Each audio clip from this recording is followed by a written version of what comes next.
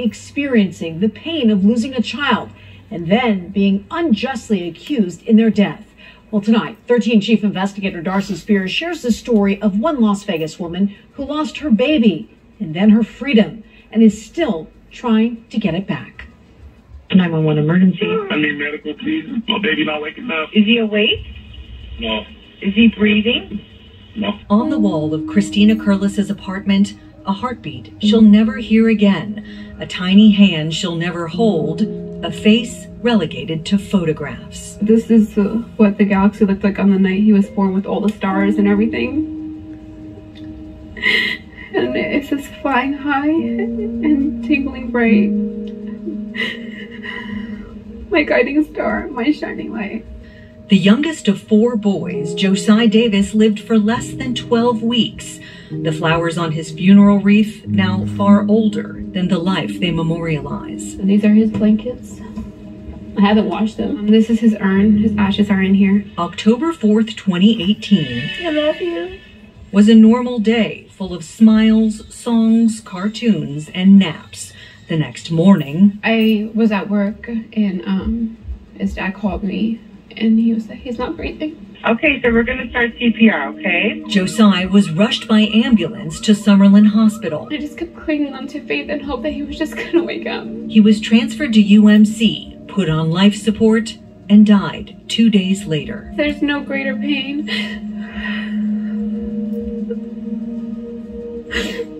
than losing a child. Losing a child is like losing yourself. Like you lose yourself. Like it's like you lose the ability to breathe. 9 months after losing her baby, Christina lost her freedom. I have zero faith in the justice system. It's a joke to me. Their mother charged with murder. Child Protective Services took Christina and Javon's other 3 children, placing them in their aunt's care. I was falsely accused. For 4 years, my children were removed from me. I couldn't find work. Las Vegas attorney Ryan Helmick represented Christina. The first event that stood out to me was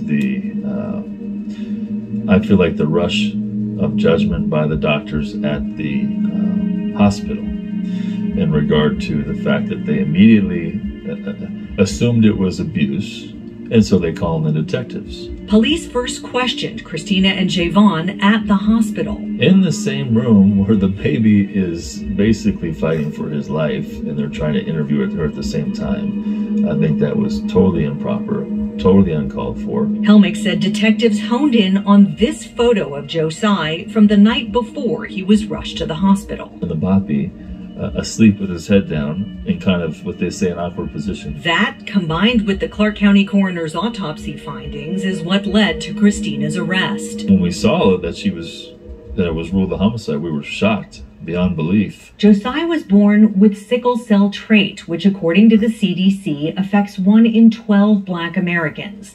The arrows in this magnified slide are pointing to sickled cells in Josiah's blood.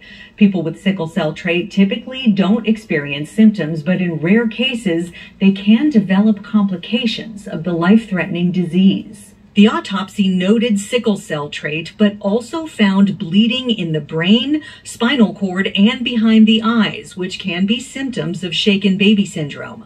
Josiah's death was ruled a homicide due to blunt force head and neck trauma. The first thing they do is they zero in on child abuse. That's the first thing they do, is just zero in on child abuse without even doing further research, without even considering other options. Ryan Helmick did that research. A much deeper dive into this baby's death than the Clark County Coroner's Office ever did. So this is a photo from the state's autopsy.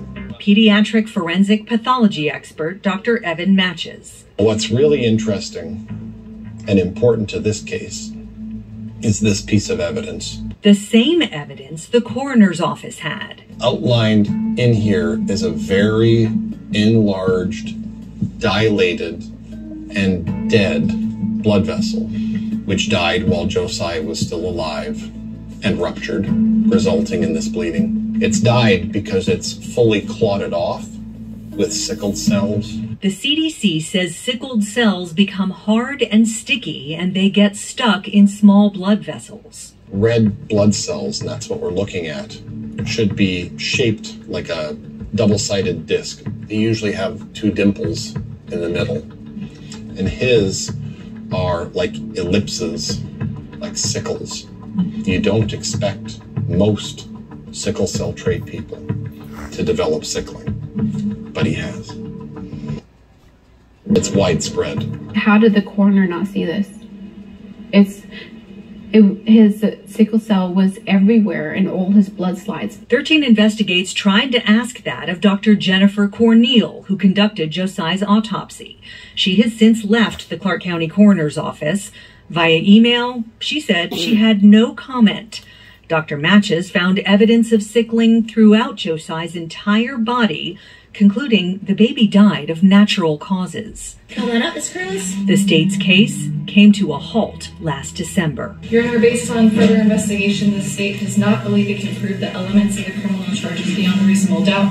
Therefore, the state is voluntarily dismissing this case. But the dismissal was without prejudice. The medical aspect of this case is not going to change, period, because that's what it is. If it's without prejudice, she has this gray cloud that's still going to hang over her head for the rest of her life, because we don't know if this charge will ever come back. I don't make the charging decisions. The state gets to decide when and how they prosecute cases. You've obtained a pretty miraculous result already with them agreeing to dismiss it voluntarily. They tried one more time at a hearing in February of this year. The DA wouldn't budge. All I will say is that the state has done exactly what it should do. And neither would the judge. While I understand where you're coming from and I do feel for you guys, there's just nothing that allows me to grant this motion, and so it is denied. And they tried so hard to break me. The justice system tried so hard to break me. Trisha, I want to show you something. This is the amended autopsy report from the Clark County Coroner's Office. Christina had been waiting nearly a year to get this document. Just yesterday, the county released this to her after learning that we were investigating. And the key thing here is that this changes the cause and manner of death.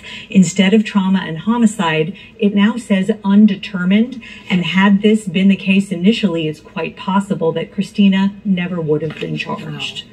Glad they finally amended that, and it took us obviously getting involved here. But, you know, Darcy, there's so many cases across the country, right, where medical personnel and law enforcement, they actually drew conclusions about abuse with families that actually parents were not guilty. We see this. Yes, that's true. And it is not just limited to shaken baby syndrome. In fact, as my investigation continues, we are going to look at more of those cases, including some where parents have actually gone to prison and caregivers for crimes that it was later determined that they did not commit. And we'll have that story tomorrow at 6. We look forward to it, Darcy. Very good reporting. Thank you.